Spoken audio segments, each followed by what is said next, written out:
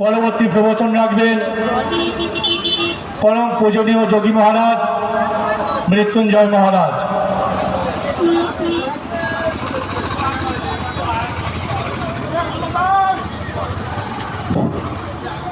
ओम अखंड मंडलकारं व्यक्तगनं चराचरं तत्पदं दर्शितं तस्मै श्री गुरवे नमः।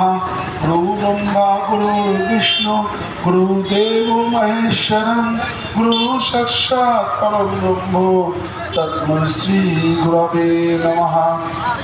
ओम जयंती मंगला काली भद्रकाली कपालिनी दुर्गा शिव समर्धत्री सहा सदा नमोस्तुते। ओम नमो ब्रह्मणोहिताय गौ ब्रह्मणोहिताय च जगोद्धिताय श्रीकृष्णाय गोविन्दाय नमो नमः।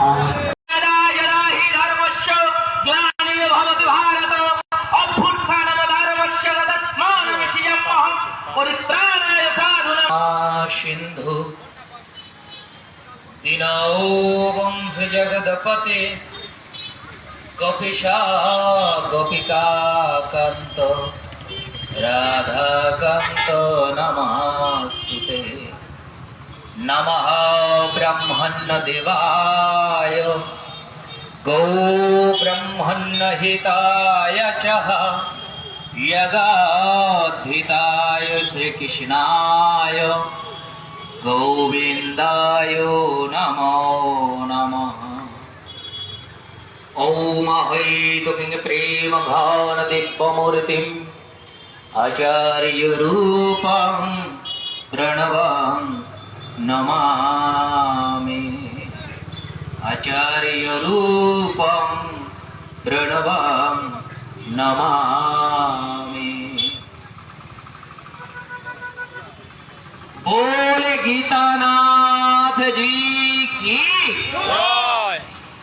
बोले गीतानाथ जी की जय। खूब सुंदर शास्त्र बोलছে ত্যাগের মন্ত্রে দীক্ষিত যে ত্যাগের মন্ত্রে দীক্ষিত যারা মানুষ তারা তো নয়, মানুষের বেশে দিয়ে যায় তারা দেবতার পরিচয়। তাই এই ত্যাগের মন্ত্রে দীক্ষা নিয়ে যারা ত্যাগব্রতী সন্ন্যাসী আজকের যে মহতি অনুষ্ঠানের আয়োজনে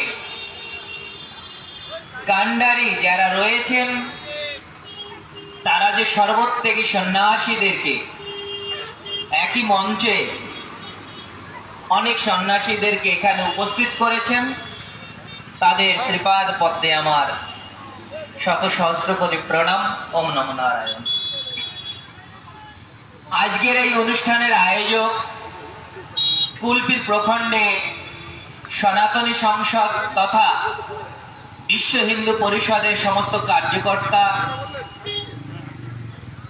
এবং সকল পথচারী দর্শনার্থী এবং গীতার প্রতি শ্রদ্ধা রেখে যারা অনেকে এখানে আসতে পারেননি কিন্তু দূরে রয়েছেন, আমি জানি অনেকে ভয়ে, অনেকে আছেন ভয়ে, অনেকে কর্তব্যের খাতিরে, অনেকে যে যেভাবেই যে যেখানেই আছেন না কেন তাদেরকে আমি যথাযোগ্য সম্মান প্রদর্শন করছি। আজকে আমরা কেন এই বৈকালিক অনুষ্ঠানে আজকে কুলপীর সমবেত হয়েছি ইতিপূর্বে আপনারা অনেকেই অবগত হয়েছেন। সকাল থেকেই শুনছিলাম এখানে একটি বিশেষ অনুষ্ঠানের আয়োজন করা হয়েছে। কাকে কেন্দ্র করে? আমরা প্রথমেই যার নামে জয়ের ধ্বনি দিয়েছি তিনি আর কেউ নন, গীতা। শাস্ত্র বলছে সর্বশাস্ত্রের মোক্ষদায়ী যে শাস্ত্র সেই শাস্ত্রটি হচ্ছে শ্রীমদ্ ভগবত গীতা। আমরা জানি গীতা পাঠকে নিয়ে আমরা কেন এত আনন্দিত, উৎসাহী, এত আলোড়ন চারিদিকে, কি কারণ? গীতা কি? গীতা কি খায় না মাথায় নেয়, না পুজো করতে হয়, না শ্রদ্ধা করতে হয়? গীতা হচ্ছে সমস্ত শাস্ত্রের সার, মোক্ষ শাস্ত্র বলে পরিগণিত করেছেন আমাদের শাস্ত্রকারগণ, মুনি ঋষি পণ্ডিত ব্যক্তিগণ। আমরা জানি এই গীতা অপর আরেকটি নাম রয়েছে, সেই নামটি কি? ভগবান শ্রীকৃষ্ণের বাংমেয় মূর্তি। শ্রীমদ্ ভগবত গীতার অপর নাম হচ্ছে ভগবান শ্রীকৃষ্ণের বাংমেয় মূর্তি। বাংমেয় মূর্তি মানে কথার মূর্তি। গীতাটা কিছু কথা বলেছিল, কথোপকথন, সেইটাই হচ্ছে গীতা। কখন বলেছিলেন?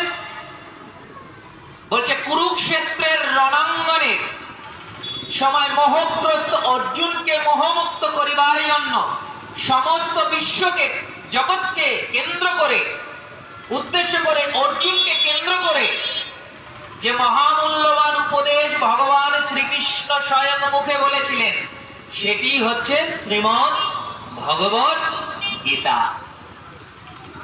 সমস্ত গীতায় 700টি শ্লোক রয়েছে। এই 700টি শ্লোকের মধ্যে ভগবান শ্রীকৃষ্ণ বলেছেন 575টি শ্লোক, আর অর্জুন বলেছেন 84টি শ্লোক, সঞ্জয় বলেছেন 44টি শ্লোক, 40টি শ্লোক সঞ্জয় বলেছেন, আর একটি মাত্র শ্লোক বলেছেন অন্ধ ধৃতরাষ্ট্র।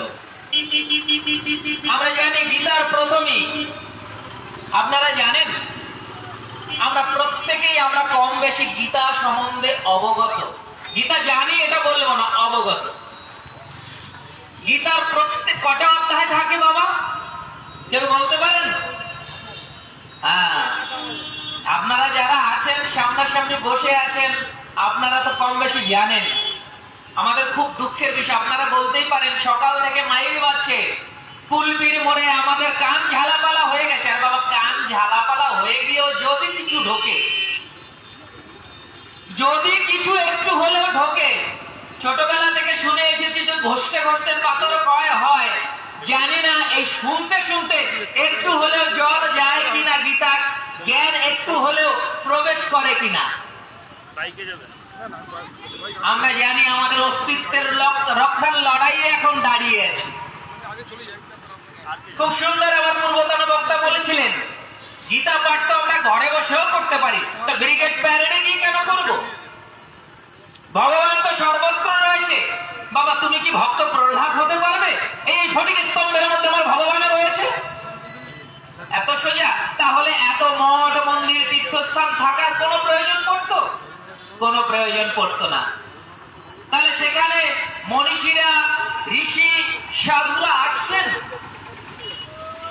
ধর্মক্ষেত্রে কুরুক্ষেত্রে সমবেত যুদ্ধ মামকা পাণ্ডবস্যৈব কিম কুর্বতঃ সঞ্জয়। গীতার সর্বপ্রথম শ্লোক কে বলছেন? ধৃতরাষ্ট্র বলছেন। ধৃতরাষ্ট্র কারা বাবা? আপনি, আমি, আমরা। এখান থেকে ছবি তুললাম, থানায় পাঠিয়ে দিলাম, পারমিশন হবে না। হয়েছে কারা? তাদেরকে ধরো। হয়তো হিন্দুদের একত্রিত করেছে, না জানি ভোট অন্যদিকে চলে যাবে। আরে বাবা, ভোট যেদিকেই যাক না কেন, ফটো তুলি আর ছবি তুলি বাবা, একটা জায়গায় মনে রাখতে হবে, আমাদের অস্তিত্ব কিন্তু রক্ষার লড়াই এসে দাঁড়িয়েছি আমরা। গীতার যদি আমরা থামো, গীতা মানি, অনেক থানায় আমরা গেছি, মহারাজ আমি সবচাইতে বড় কালী মায়ের ভক্ত, আপনি এই কথা বলছেন? হ্যাঁ বলছি। কালী মায়ের ভক্ত হয়েছেন আর কালী মায়ের আদর্শ নিতে পারবেন না? ভগবান শ্রীকৃষ্ণ ভালোবাসেন, তুলসীর কাঠি গলায় নিয়েছেন, আর ভগবানের আদর্শ নেব না, তাহলে তো হবে না। গীতাকে শ্রদ্ধা করি। গীতার প্রথম শ্লোকের অর্থ যদি আমি একটু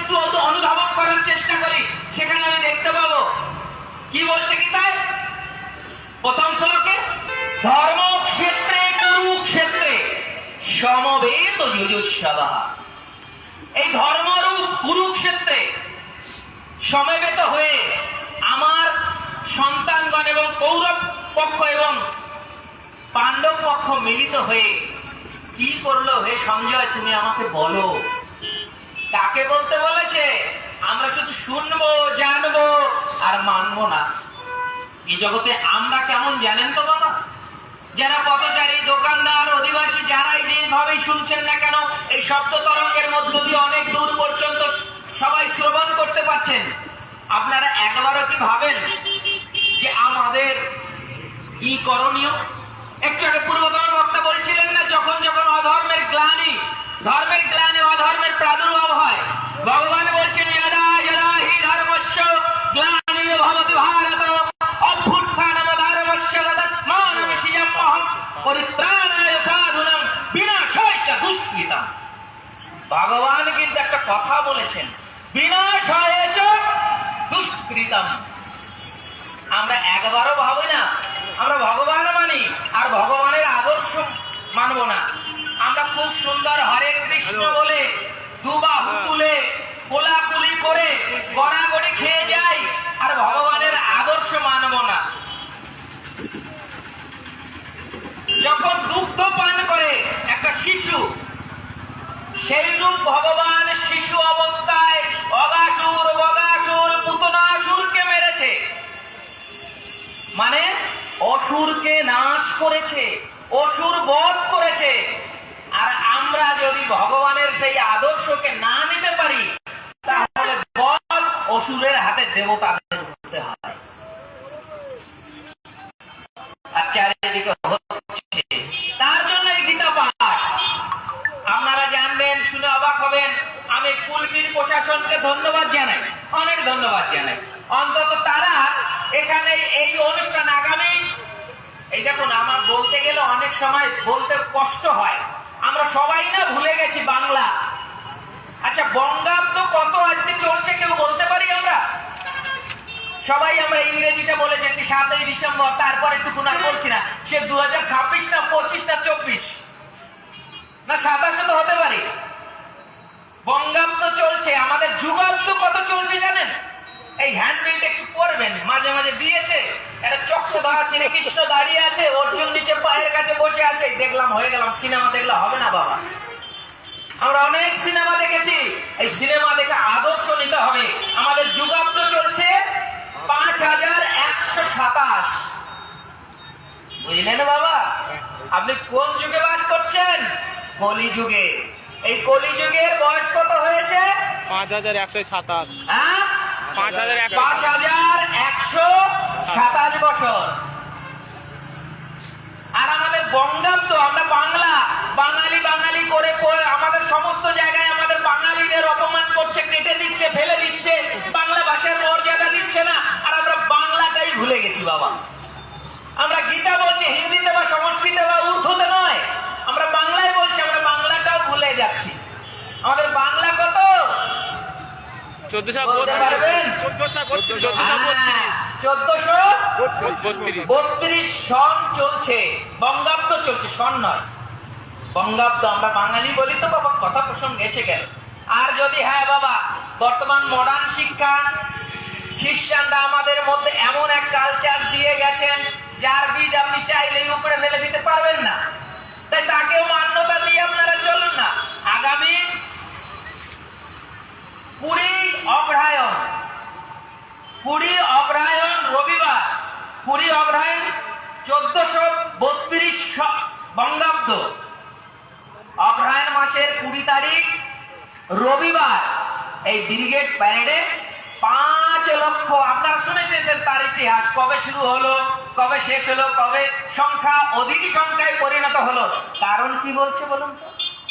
একটু আগে একটু বাবা বললেন না, পূর্বতন বক্তা, শ্রদ্ধাবান লভতে জ্ঞানম তৎপরশং যতেন্দ্রিয়ম জ্ঞানং লব্ধ পরং শান্তিম ও চিরেনাধিগচ্ছতি। অর্থাৎ সেই জ্ঞানকে অর্জন সেই করতে পারে যার মধ্যে শ্রদ্ধা রয়েছে।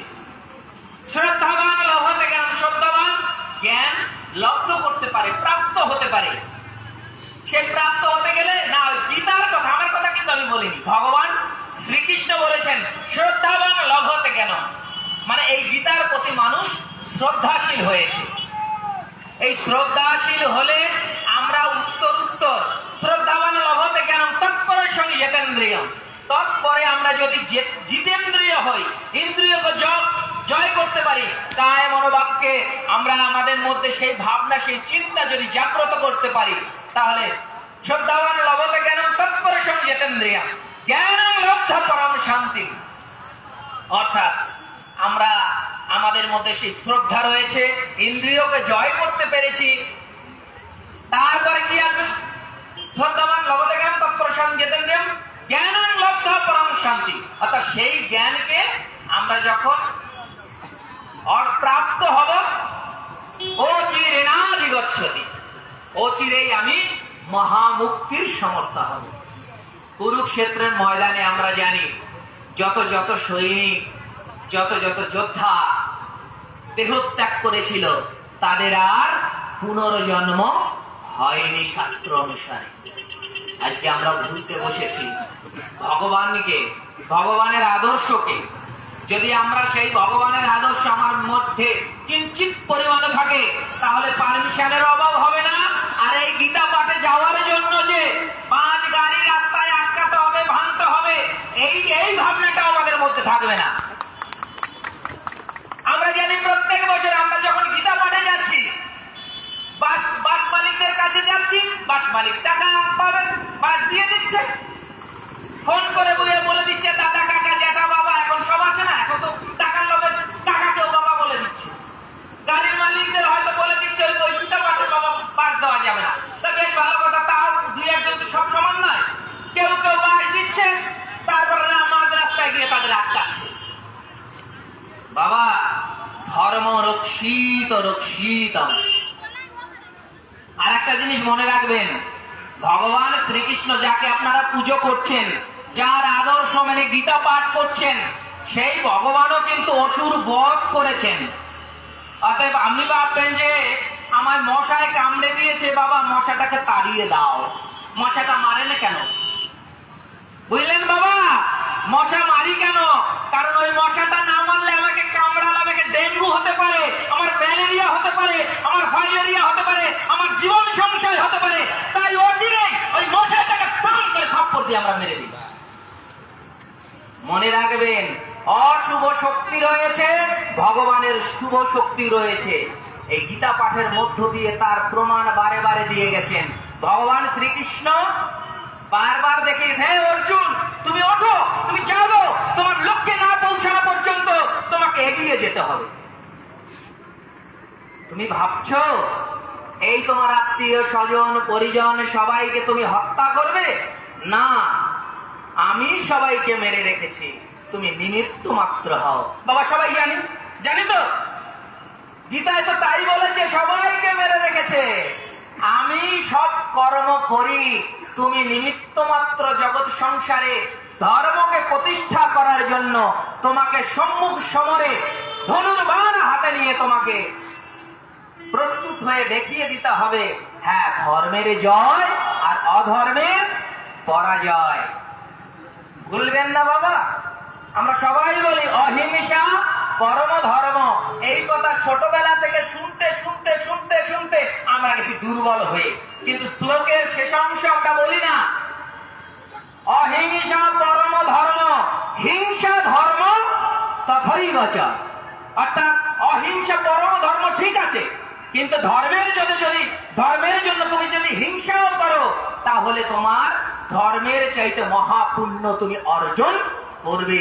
একথা শুধু আমি নই, ভগবান দেবতা অবতার মহাপুরুষরাও দেখিয়ে গেছেন। মেরেছিস কলসির কানা, তাই বলে কি প্রেম দেব না? কে বলেছিল? নিত্যানন্দ মহাপ্রভু। কিন্তু জগাই মাধাই ভয় সেই সময় কিন্তু নাম নেয়নি, নাম নিয়েছিল ভগবান শ্রী চৈতন্য দেব। যখন আসলেন, যখন দেখলেন দাদার মাথায় ওই হাড়িয়াকে হাড়ি ভাঙা দিয়ে আমার দাদার মাথায় আঘাত করে রক্তাক্ত করে দিয়েছে, তখন সুদর্শন চক্রকে আহ্বান করলেন। যখন রে রে করে সুদর্শন চক্র এসে জগাই মাধার শিরচ্ছেদ করবে, তখনই ভয়ে নাম নিয়েছে হরিবল হরিবল হরিবল।